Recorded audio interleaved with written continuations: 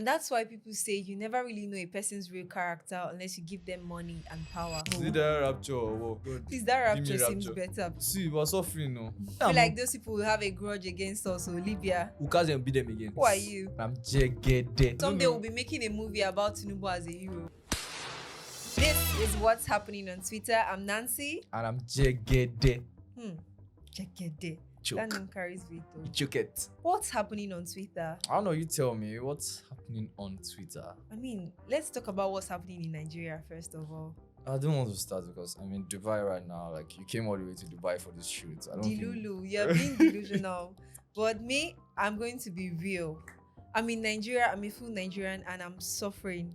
I'm struggling. You're not struggling. Are you struggling Nigeria? Look at you. I'm struggling in Nigeria. This is not to The struggle. other day I went to the supermarket and a bag of rice is 120,000 naira. Stop. That is above the minimum I thought wage. you said everything was coming down because last time I remember, like, Coming down to where? Is it defying gravity or what? I person what they Like, even Gary now is expensive. Oh, yeah? God, you're even drinking the Gary. agbado were promised. We cannot buy Agbado again. is cost. Agbado is cost. Imagine a war happens now. Where do you want to run to? I don't even know how we are surviving in this country. The country is a mess. Speaking about war, yeah, Instablog posted a video of an Ugandan talking about if war happens. Let's watch this video. My problem with world war is that as a country, you must have a side. Now, as a continent, that leaves us compromised because some of you have borrowed money from everyone. Kenya. This was come at the wrong time. There is a country you find, it has eaten money of UK, Russia, US, China. You mixed sides. And here in Uganda, here in Uganda, we just even don't know. In Uganda, we have so much debt. There's a time government just came and told us how much is due per person. Like, look at the kind of debt that a lot of African countries are in. Like, debt is normal, fine, but a lot of African countries are owing these guys. Huge debt. You look at it under the hotel. Come and be serving wine to good and I mean, I'll be bought by the Chinese. Do you think you bought exactly? I think I look like them. When it's time to take sides, will you take sides? Like, I wouldn't want to take sides. but do you think Nigeria should take sides? Do we even have a choice? Because when we're talking about war, there's like three things involved. You either support the aggressors, the victims, or do nothing at all. But Nigeria and other African countries, we cannot do nothing at all. Now in this, we're already this video, indebted. I don't know if you've seen this video. I don't know the video I'm talking about, because he said it in a very funny way, but it made a lot of sense. I was talking about the fact that countries like Uganda, they're about 20-something billion in debt. Nigeria now it's something billion. That's crazy. He said they told all of them at some point that, oh, this is what all of you are owing, no. So this is, and that's owing, no. Imagine war. Oh, wow. Just tell you have 5 children. Come outside. That's the problem shared. And it might be a problem that will not be solved, because if the problem is shared like that, they won't fight because they have to fight for them. We'll be at the forefront. So we are the battle lambs. Yes, now the ones at the forefront. You will not fight. What I say? How would I fight? Who will carry you to fight? This is someone like me now. They just that means we are gone. We are gone. If any war breaks out, we are dead. I pity coppers. They just assume paramilitary. Carry them. Let's go. But we are not armed for that now. They're just setting us up for death. Who told you are not armed? You are armed. They will give you guns. Don't worry. You fight war, because when war really happens, we don't want it to happen. We don't. It's gonna be horrible. Is it that rapture or what? God. Please, that rapture seems better, please. Give me rapture, Joe. I can't handle it. Because dying in the hands of your oppressors. I don't even know about them because they did not oppress me. Money, I don't want to die. I don't want to die. I'm like, which oppressor? Did they oppress you? But no, they did oppress our fathers, and we are suffering the results of it. They don't oppress my father. See, my father is not old. Talking about debts, Nigeria is not even the country with the highest debts. Yeah. I think we have Asia. No, is it Asia all those world things, all those Asian countries, to carry them to the front. They should go and fight. They're not that fight. We will just be giving them gun. Go and fight. And you see, the funny part is South Africans are always trying to deny the fact that they are Africans, whereas they are the only African country that has Africa in their name. So they are in this with us, South Africans. We gather they will fight, and I think they are also one of the highest debtors in Africa. Yeah, they were the highest debtors in 2021. They had the highest debt. Tulumbu. somehow been able to say. T-Pain. For the comment section, yeah, someone said, if this is how the average mechanic in Uganda thinks, then they are the real giant of Africa. Do you think that name should be taken away from us? My dear. Giant of Africa. Giant of Africa. You're making it about yourself. No. It came out wrongly. Like giant of That's Africa. fine. Yeah. And that person said, I'm not watching. I'm not watching 6 minutes video in this T-Pain era. The video is actually 6 minutes. No, but long, everything he said made sense. Yeah. He said it in a very comic way, but he just hit the nail on the head. I think that's why it's very important that BRICS is coming up, because you know, the whole point of this war is basically a fight for power. Yeah. I think it's a fight for power, and that's why if it starts to move slowly away from the United States of America, it might reduce the tension a bit or up it. So what do you necessarily have to say about BRICS? BRICS. What is BRICS anyway?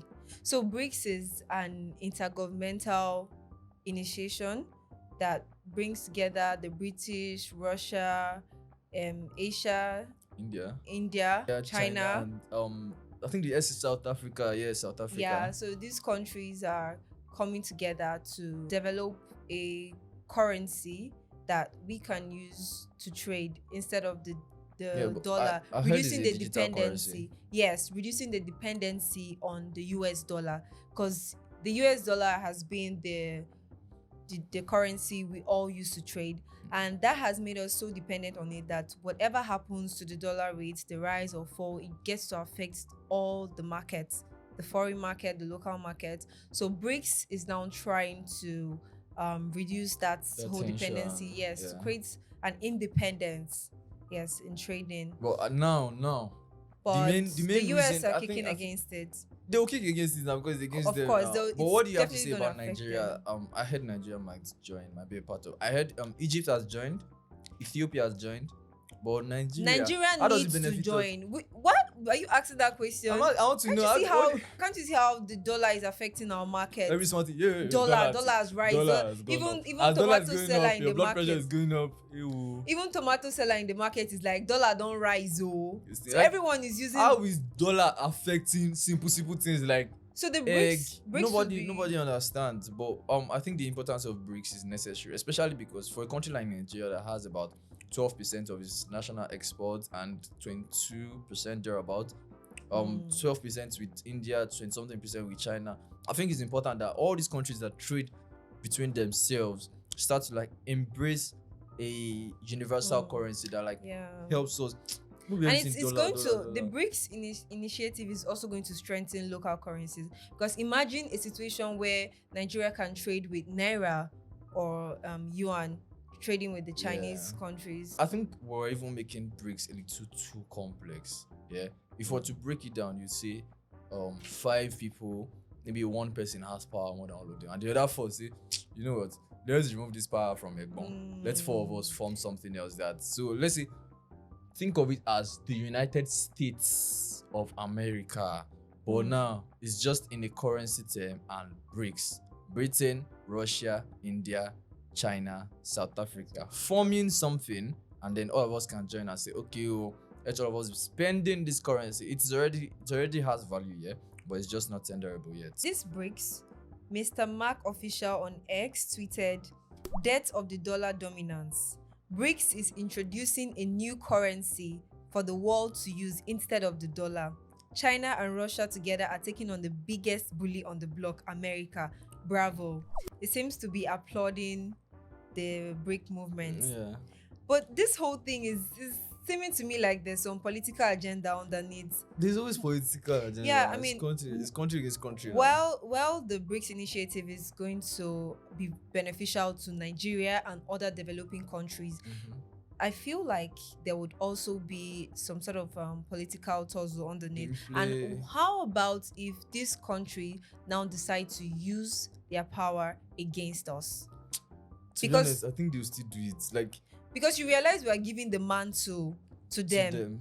If it's not in the hands of the US, it's still in the hands of the British. The thing is, if you're thinking about it in a more political perspective, I mean, while it's beneficial economically, but thinking about it in a political perspective, the dollar will still accept us when we want to trade with it. To just be more wicked. Would it? Wicked. That is the word. Wicked. Because you're taking power away from them. So we're like giving them all of it. And then at this point, we're going back to beginning. You have to take sides. And it's going to affect us. It's going to affect every country embracing the BRICS at the initial stage. Come on, it's better than not doing anything, to be honest. Yeah, so basically we have to pick our poison. Yeah, exactly. We have to pick our poison, and we know that, okay, you know what? If I choose BRICS, I die. If I choose dollar, I die. But do you really think it's going to be easy for us to just gain independence from the US dollar? That has been our trading currency forever. I'm not. Are we really ready for that? We don't have choice. We are never ready for anything. That's the thing. We just do it anyway. But if it works, if ECOWAS doesn't so useless. What's the function of ECOWAS right now? ECOWAS does not have function right now. The function is being a body. That's all. ECOWAS does not, as long as T-Pain is handling the situation. They could be working, but behind the scenes. Which work are they doing? Even to get visa with your ECOWAS passport. Trouble. Like, see, we're suffering now. I'm not going to say. And then you see, Russia is already facing sanctions over their Ukraine invasion and the whole initiative of creating an alternate payment system. So this whole thing might even lead to a World War III alone. That's what it's looking like. Currency, should you know something here? Is that Russians like their president, because irrespective of the sanctions that they are facing right now, obviously they're going through a lot because of the sanctions and all that. I mean, someone like you now, if you're in Russia, you'll not be able to access Netflix, you'll not be able to use Spotify, a lot of things like that. It's affecting them, but they still like their president. Do you know why? Because as much as the sanctions are causing troubles here, they like that he's standing up for them. We are seeing it from outside, but they like that he's standing. It's safe to say Russia is a chaotic country. It is Why chaotic. are they always in the middle of war, something? Trouble? Because they've always learned to stand for themselves. Yeah, they have a mind that's of their own. Like, they don't like being bullied. They want to beat the bullies. That's why and that's the thing about power. Yeah. Even the average man, especially Nigerians, once you have power like this, Nigerians, if you come across a security man, as long as he's wearing that uniform, everyone in their own position want to oppress another person. Everybody is power hungry at the end of the day. Bro. So even if we give this trading power to the BRICS, they could even use it against us in turn. If they're using it against us, they'll use us against it. Even we amongst ourselves as Nigerians, we are oppressing one another. Imagine you have it so much power that you feel like the person under you doesn't deserve this thing. Now, take for example the video of the senator, right? Yeah, I saw that video. Let's look at the video. Do you know who I am? He says you know who I am. See the video. So you think I will give you my money with the way you have spoken to me? I did a job for you and you have to pay it, sir. Simple. You will not see penny from me. With this level of disrespect? I don't understand. With this level of disrespect? I don't understand that, man. Did he pay for room delivery? The thing is, bossing you know the thing about the Nigerian culture, Nigerian mindset, everything is disrespect. Their ego is so fragile. Small thing. Do you know who I am? That's the first thing. Do you know who I am? Do you know who you're talking to? I'll be with You're very stupid. Very, very stupid. Madam. They want to use insult too. You know, Nigeria makes everything difficult because you don't hustle, there's a problem. You're hustling, there's a problem. Now, he's trying to hustle. A grown man now comes to your house to deliver stuff to you. You might not be that much older than him. And you are very stupid. This is not about age. He feels like his political power is enough to earn him that respect. It's not even age. He didn't mention anything about age. He was saying, do you know who I am? I am this so and so person, house of rep, house of this, house of that. So he's talking about his political power and not even age. I don't know. What's the country now? He ended up slapping this guy twice and told him, I will slap you again.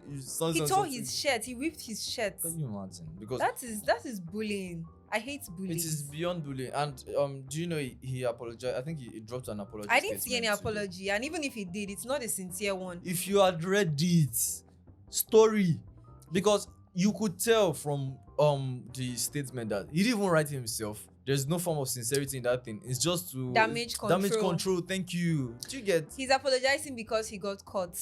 So now this is just someone that let me know that I don't know him before this video. Same Imagine here. people that we actually know, people that have so much more power. Imagine what they do with it. We're going through a lot in this country. Ibirogba 2000 said, most of the people that are always critical of presidents are worse than people in government. Many people act sanctimonious while out of government. Give them small power, bam, and they will turn to be a demigod or worse. I'll not let anyone bully me. And that's exactly what the guy not like what is come upstairs, I will lock you up, I will kick you. He stood his grounds. He was gathering evidence. He knew he was going to fight for himself. I think the man sees this phone. I think he sees the first phone. He's aware the guy is recording. Yes, and I said record me. He said call the IG. Let me talk to him. He feels confident in his connection. Bro, so tell me now. In the statement, he said he's willing to work with the Nigerian police. And that's why people say you never really know a person's real character unless you give them money and power. There's no that. If you give me small change, I will change, I will change. If I have money, my character will change. No, money is a change that I will be. No, let me know, God, you know my. No. God, it's not that I'm proud of, but you know, there's to be honest, yeah, money changes mentality. You go to a mall when you have cash, when you Uber, you don't check the prices. You just go there for what you need, and that's why you want to pay. Like, answer me now, you're wasting my time. Yeah, it's not that small change that you, because you know that you bought something of like 500k, so you don't want to. Now, why was that man even confident enough to let him record? He was like, show my face. See, letting them record is one thing. Saying, call the IG, let me talk to him. That shows that he said that he does not even need the police to intervene. He's going to lock the guy up in his garage. Which means they've been doing it. And so many people don't even like this recording thing. Yeah, and that brings me to the video of the lawyer who made a recording of a client. The girl lawyer that said POV men hitting on you in content. Court. Everybody wants to create content. Everything is content now. Okay, now wait, yeah. Is that, do you think, let me ask here, because I want to refer us back to the previous tweets. You think that was invasion of privacy? It is. Now, compared to the previous one, the previous one. Oh, really? Yeah, the previous one was also invasion of privacy, but look how it gave us information to what was happening at that time. What if she was just trying to gather evidence? Like, actually, so I don't know. Is it allowed? But is it not? To be honest, I don't really. I think in media law, is there any law against making a recording of someone without their consent? Yeah. Is there? Media law is a thing. I can't remember exactly what it says, yeah. But I know that you're not allowed to record without permission. But I think the police lets people make recordings now. The police lets journalists make recording, and there's something called citizen journalism. Yeah, where every random person now can. Yeah. I mean, in the US, you can broadcast, you can record. If you're in a case with the police, you can record for evidence. But I don't think you can do that one here in Nigeria. That will break your phone. During this End Bad Governance protest, I saw it, like I was watching it on Arise, yeah, and the policeman was dragging the journalist, and he was saying, "I'm a journalist." They were dragging him. He came. So the superior that came and said, "Leave him alone. Let him record. He's a journalist." What's the reason to why the lawyer is being fined money? What's her offense? According to the guy, he said defamation, yeah, because she painted it in a picture of. She didn't paint it. She just posted the video as she saw it. See, that's the thing. Defamation is more about intent than the act itself, and that's why the whole VDM and Faust thing. That's why Faust was saying that there's a criminal perspective. What was even her caption? What was it about? Can we see the tweets? Yes, I think we should watch the video. Hate me. I don't understand what I'm doing. I understand what you're saying, but like what I'm saying, you say you need someone, you need a legal person by your side. Yes. So what I'm saying is that like I work for a law firm, so like it's not better you have like the plethora of like lawyers that way. With time both of us we are close. There you can advise that this is what we're supposed to do. Yeah, all advise that what I want to follow up for anything. Yes. She shouldn't have recorded that conversation in the first place, let alone upload it on social media. Her own is not the first time a man would ask a woman out, so it's not a big deal. It's not. But do you know that this tweet is admitting to the fact that the man was asking her out? Because that's what the person said. The tweet this is not the first time a man would ask a woman out. Was the person there? Person was not there now. Everybody's assuming because of what. That's why he slammed that. Now, okay, we've made so many mistakes because in the comment section, someone is saying, demand letter is not a lawsuit. Demand letter is not a lawsuit. Demand letter is not a lawsuit. It only becomes a lawsuit after. Now it's demanding that she retracts the statement. Okay, now he did that through a legal team, right? So if he had a legal team behind him already, why was he seeking her own legal whatever friendship? Hello, can you offer me your services? Simple. Not hello, I've had your service for you. Like you just maybe it's all maybe you, but you could have contacted them that hello for all. Well, the thing is, it might have been toasting her as well, but nothing in the video shows that. Yeah, actually, no evidence. Everything he said in the video was business. That was from a personal and emotional point of view that she made that assumption, because we are ladies and we know. We see it on a normal when a man approaches us through work or official purposes. But that's not his real intent. The comment section. You even work for a highly regarded and reputable law firm like ALX, and you did not know you shouldn't do this. How embarrassing. Meanwhile, why did the man's lawyer mark a demand letter as legally privileged and confidential? And how did it end up on social media? The generation we live in. She was just excited. We're in the content creation era. Everyone wants to put out something. She was excited. See, Nigerians are always lukewarm. We are just here. We are there. I was saying it. Just like the average Nigerian is not bright. We're everywhere. 2 seconds. Just like if you look at the Nigeria and Libya drama, what happened? Some Nigerians were taking side with the Libya. Now, if you look at the episode 4 of WHOT, you'd remember the mistreatment that Nigeria received from the Libya. Yeah. And some people still had things to say. Like there's a tweet that defends what the Libya did to us, saying that we also did the same thing to them. It was not even just a tweet, so many tweets. And then should I tell you the truth? A lot of people don't know the backstory. Yeah. Because when the Libyans were supposed to come and play in Nigeria, they were supposed to land in Uyo, I think, but they decided that they wanted to land somewhere else. And then before that, they didn't send their movement plans beforehand. They only sent it an hour later, or 1 hour before they landed. So it was too late for them to start redirecting the flight, and they said no, that they wanted to land. And when they landed, we still provided them transportation and said, you know what, since you will. The only problem that they experienced was the normal baggage check, which everybody goes to. Every single person in this country goes through baggage check. Going through airports in anywhere, any part of the world, you go through it. So coming out and saying this thing, and now the plans were already in place that we are going to do this when we come, and Nigerians were supporting them. A lot of people don't know these things you're saying. A lot of people don't know because a lot of people don't want to know. They don't care. Sides based on sentimental reasons. That's something. That's what we grudges. It's not surprising. Those people are traitors. They are probably not happy to be Nigerian self because of the hardship in the country. I promise you. So I understand where they're from. Catch your money, you jant now. And I think the decision from CAF to me self is sweet. Like it's very, very good. They should couldn't that have played out on a more neutral ground? They should go and play that match again. If you're a footballer, you play that match again. No. They were already in a bad place. Yes, now. They weren't in the right. So there's no point. I don't see as a footballer, me. I don't play again. I'm not. I feel like those people will have a grudge against us. So Libya. Who can't beat them again? Who can't beat them? They don't have play ball now. They had just 1 point coming into this game. It wouldn't have changed anything. We would have still qualified. They would have still been disqualified. Like Libya, when last year Libya play competition? Is it not Libya? Okay. But that's why I don't appreciate Nigerians seeing other people outside the country as bigger than us. Yeah. And I think it's also very important that we do not see people within us. Yeah, we do not change the perspective of whom they are or how they portray themselves. Tinubu is the president. Fine, you don't like the president, but the country is what it is. But that's the situation of the country tells on our self-esteem. It tells on our self-esteem if you let it.